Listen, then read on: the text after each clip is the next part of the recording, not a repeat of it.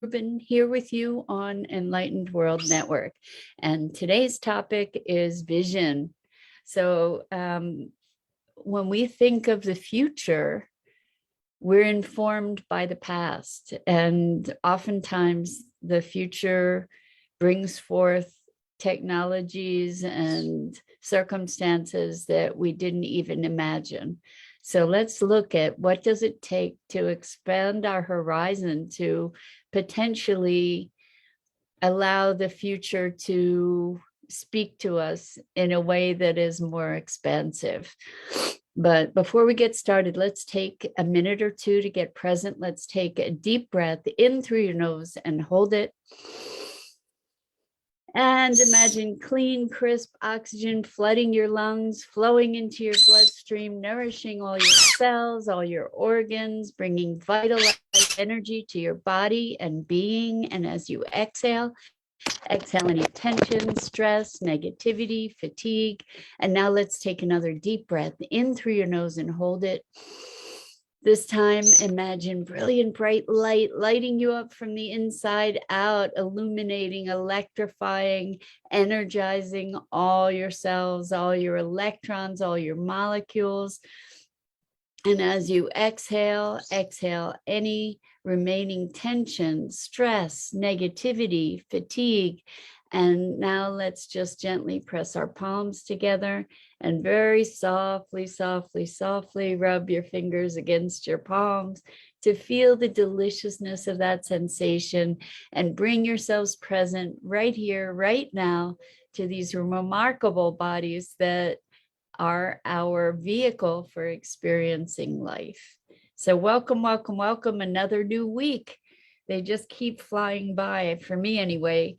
And today we're going to talk about vision. And I think it's really interesting to see how our vision for the future is informed by the past. And when that's the case, we don't have the capacity to. Good morning, Rosalind. So good to have you here with us. Wonderful to see you this morning. And for everybody else who's joining us, it's great to have you here. We're talking about vision and how the past informs our vision for the future, where in fact, there are many circumstances that we can't begin to anticipate, many technologies and opportunities that are not a part of our present experience or of our past experience, and therefore we have no context to be able to imagine these things. And so examples, let's see, I guess examples like the internet might be something that, you know, people didn't, as a general rule, people in general do not have the ability to imagine that we would have a technology that would connect us in the way that we did. Even when the internet was first introduced, people didn't imagine that we would be using it to do business transactions, for example. It was more of a way to communicate with each other, but, you know, to be able to have everything interconnected and have cloud servers and all kinds of other permutations and evolutions of internet technology, for example, you know, maybe people wouldn't have imagined a social media network or imagined, well, if we think now about cryptocurrency, it's an emergent technology, and we haven't even really begun to experience the potential of cryptocurrency and how it may shape our future. You know, we have some beginning inklings of what might be possible, in terms of shifting the way banking is done, or business is transacted, but it's at the very beginning phase. So the ability to imagine the impact going forward is somewhat limited. Certainly there are people who extrapolate a lot of ideas in a way to predict what may occur in the future. And I guess those people become visionaries, right? Or are visionaries because they're seeing into a future that isn't necessarily guided by the past. And I wonder how, what does it take to access that kind of information, that kind of future reference versus a past reference? When we speak of vision, what does that look like in the context of our existing paradigms?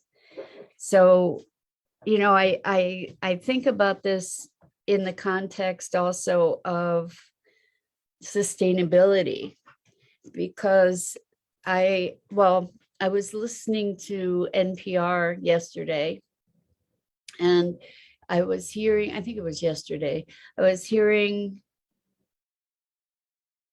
about people that were conservationists, and the conservationists were talking about eradicating certain invasive species. And there was one kind of plant that they characterized as a weed, and I don't remember what it was. I'm sorry about that. But and they were talking about how it was an invasive species, and it survived a lot better than some of the native species. And as a result, it was helpful in preserving marshland. And I was thinking about the hubris of human beings to imagine that we know better than nature how to curate nature. So there are all these efforts to bring landscapes back to their original form. But at the same time, here is a species of plant that is thriving in this particular area. And I wonder how we balance the wisdom of nature, where, nature is self-corrective. Nature, like there are algae blooms that humans think might be toxic or negative effect, but those algae blooms are sequestering huge amounts of carbon. So it's kind of nature's reaction to certain things in the environment. And I wonder where we find the balance between our own awareness. Like there on some level, there's this tremendous arrogance, I think, of human beings to say we know how to take care of nature better than nature knows how to take care of nature. I think that there are ways that our practices have compromised nature. And then in those circumstances, there are things that we can do to remediate. But also on the other side of this, nature managed without our stewardship, without us trying to direct and control nature for eons and eons, right? So when we think about visions for the future, in this conservation context, it was interesting because the person that was talking about maybe just respecting the fact that this particular plant was maybe nature's innovation to preserve a certain habitat. I think it's a delicate balance that we need to find. But when we're talking about vision, the planet is changing, temperature is changing on the planet. When we look at trying to restore a habitat or restore certain things in nature, we may not be seeing the whole picture. And, trying to harken back to a model from the past may not be the most effective way to steward or curate the land. I think if we look at that circumstance, we can also look at the way that we envision a future. Like if we're trying to envision a sustainable future and we're creating all kinds of buildings that to house people, maybe we get to look at houses that will degrade rather than houses that will be here forever. I wonder, I wonder if we look at houses that have an expiration date, for example, from ashes to ashes, if we create this closed loop where things become recycled, what does a vision for the future look like? And how do we conceptualize it? People do project all kinds of things into the future, like the rate of, for instance, population growth, right? And project that into the future and say, well, we can't sustain that. The planet can't sustain that. And then some people advocate engineered population control kinds of solutions. And I wonder if nature takes care of that herself or not. It's an interesting thing to think about vision and how do we tap into the future that is not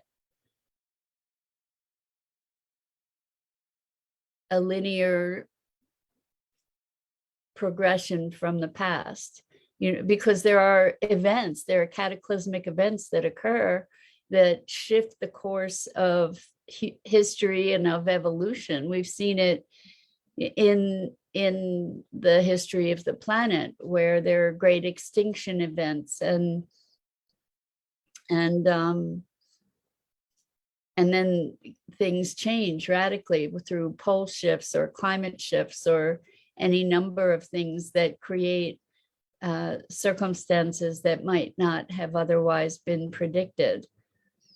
So it's an interesting balance to be looking at what's predictive, what's predictable, because there are certainly lots of things that are predictable to a certain degree.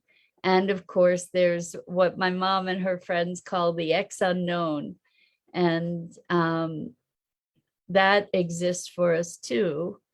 I think what we get to do is to create new models of conceptualizing things, new models of conceptualization. So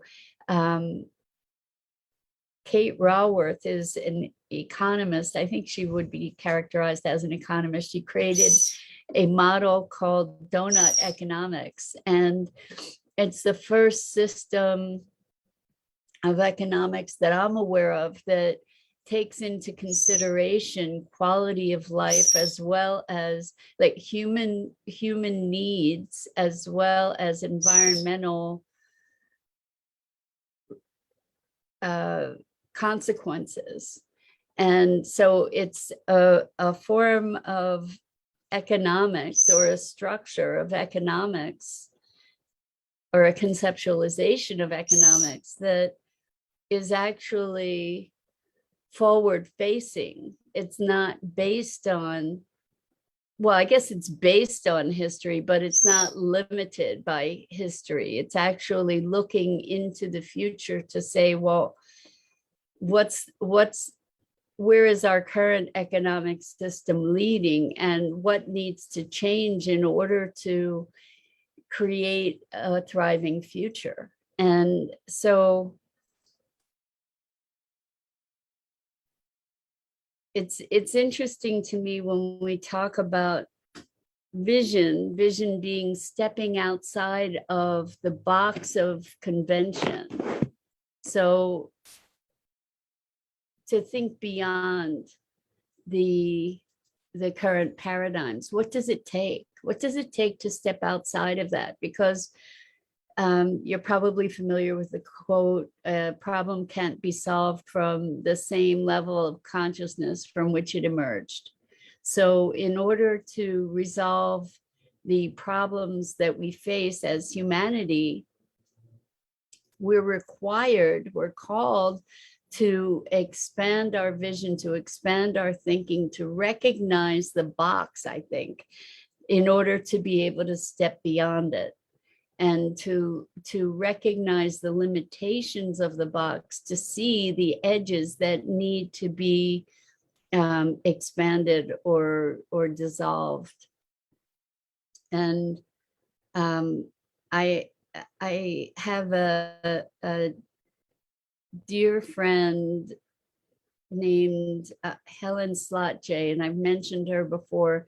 She's the woman who really is responsible for the ban of fracking in New York State. And the way that that was accomplished was first by thinking beyond the standard convention, to be, as Helen says, to think beyond consensus reality. And I think that that's the key to vision, is to be finding a way to penetrate the assumptions. Like at first to recognize, in order to penetrate the assumptions or to shift and create new paradigms, we need to be able to recognize something as an assumption. And so when I think what vision is seeing something fresh, and as Helen often says, to see that the emperor has no clothes, you know, to recognize what's there. Good morning, Maggie. Live life. Yes, I love it. Welcome, welcome. It's good to have you here. I don't know if you've been here before, but I have a partner in crime here named Maggie, who's off finding something to eat on my treasured things. But she's a bird that hopefully you will get to see. She's a green-cheeked conure. Anyway, it's so great to have you here with us. And we're talking about vision and what does it take to have real vision. I think it takes an ability somehow to think things newly, to think with a fresh mind, or without the preconceptions of this is the way it's always been and this is how it is, instead of being able to challenge that assumption, that that thought form, that structure. And so much of our lives are just business as usual. So Rosalind says, unfortunately, building innovations come from either builders or production plants that make the materials. In making a change to the current model, groups other than builders or production plants have to be involved, putting a value on a concept, but then the community would have to agree that value is important and influences or challenge the current model. Absolutely, absolutely. Beautifully said, Rosalind. I appreciate that. And good morning, Lisa. Welcome. It's great to have you here with us this morning. We've been missing you. So when we're talking about building innovations, right? We talk about, typically we're looking at permanence, and now we're looking at something, there's a new term called biophilia, where we're learning from nature how to utilize things from nature, but the materials that we use, we think of buildings as something that we want to be permanent. And so we're building all these structures all over the place that ultimately are eating up our land and leaving all kinds of. So Lisa says, working a lot. Well, I hope it's going well for you. I hope it's going better, and that you're doing well. I know that you've had some big changes in your life lately, Lisa. So congratulations, and hopefully you're thriving. So, but anyway, this whole idea of building, we think of building permanent structures, right? When we think about the three little pigs, what were they? Straw and sticks and bricks, or something like that, I think. And the bricks were the winner, because the wolf would come and huff and puff and blow the house down, but couldn't do that with the brick houses. And I wonder if maybe we want to be looking at making, like rethinking this whole idea of building. What is it like? What would it be like to have our buildings being part of a natural cycle? It's kind of like this whole idea of green burial. I don't know if you guys are aware of green burial. It's really interesting idea, the ashes to ashes kind of thing. I've heard about a company that's building coffins out of mycelium, like living mycelium, that will then consume the body and break it down. And other forms of green burials where people are just put into the ground or turned into some kind of liquid. And I mean, this can get a little queasy making, but the idea of taking up so much land space by preserving corpses, when land is becoming more and more a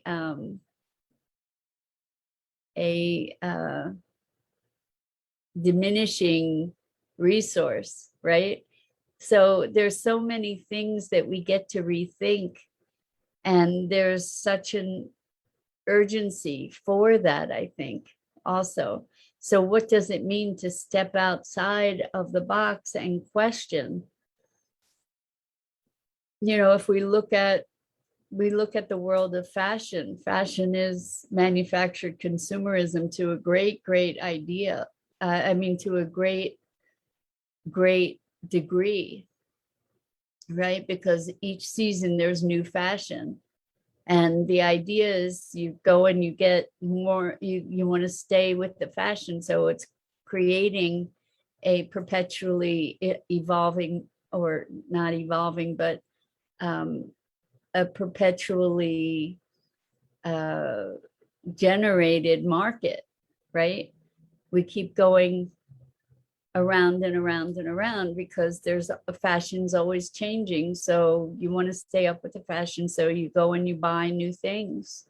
And what happens with the old things? Well, we get to rethink that too. What about clothing that lasts? What about styles that are timeless? So that what about making holes in clothes fashionable? I know holes in jeans are fashionable, but what about holes in clothes, or ways to patch those holes in clothes that act as a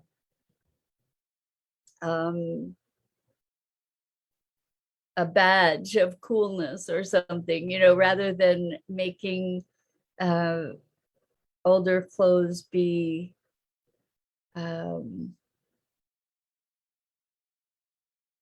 undesirable. Maybe there's something that we can do to preserve our clothes, to make it fashionable, to not be consuming, to not be chasing the latest fashion kind of thing. What would it look like? What would it look like to have clothes that are beautiful and utilitarian as well? And so so Lisa says, oh my God, I love the new burial ideas. I'd like to be added into the sea to help regenerate coral reefs. Ooh, I love that idea.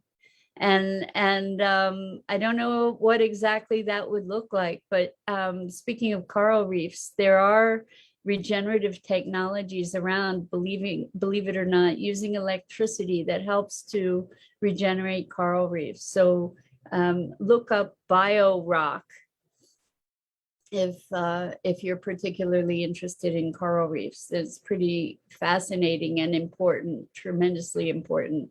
And Rosalind says, clothes for me, forever yoga pants. So I love that. I love that. And the thing with so many of our clothes is that they're made of synthetics that don't degrade, right? So there's another thing we get to revisit. What does it look like to use materials like bamboo or hemp that grow really easily, that are not hard on the ecology to process, that last a long time? What can we do around these ideas? What do we support with our dollars and cents? And I think it's a gradual transition, but all of this comes back to vision. What can we create in terms of vision for a future that steps outside our current paradigm?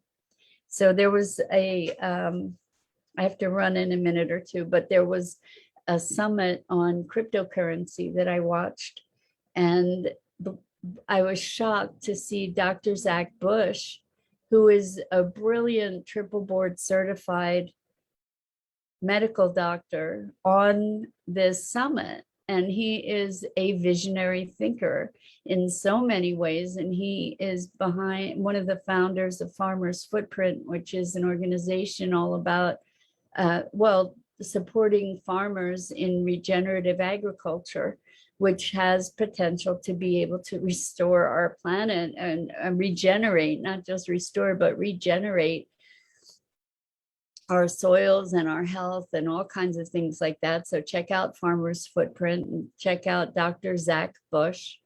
But he was talking about cryptocurrency and how the idea of the blockchain is brilliant, but what's missing is that we hadn't reconceptualized the notion of money, and that even the blockchain is perpetuating this paradigm of scarcity.